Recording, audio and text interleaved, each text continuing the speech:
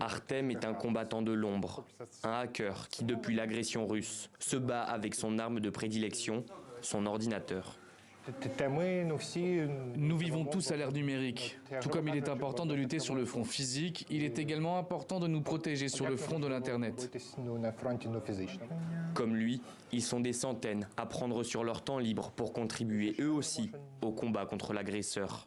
Avec leur groupe, l'IT Army of Ukraine, l'armée informatique d'Ukraine, ils organisent des attaques de grande ampleur contre la Russie, comme le blocage des moyens de paiement le 31 décembre dernier ou la mise à l'arrêt de plusieurs aéroports à l'automne. Leurs activités sont illégales, mais tolérées.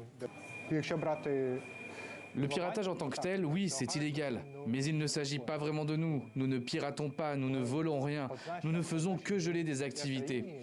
Si l'on considère les choses globalement, oui, le piratage est illégal.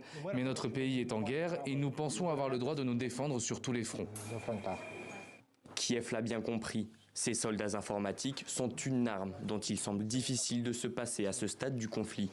Les liens avec l'armée ukrainienne sont étroits, mais ils sont là. Ces relations sont non officielles. Elles garantissent une totale liberté d'action pour les hackers et aucune poursuite judiciaire possible pour le gouvernement. Une aubaine pour Volodymyr Zelensky, à la recherche de toutes les méthodes pouvant affaiblir le Kremlin.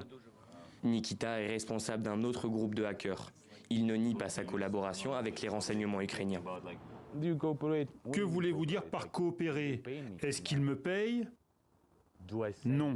Est-ce que je leur envoie des informations?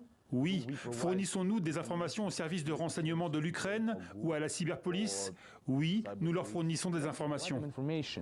Après avoir revendiqué une attaque contre un logiciel de contrôle de drones russes en février, les hackers ukrainiens ont demandé une reconnaissance officielle pour leur contribution à l'effort de guerre.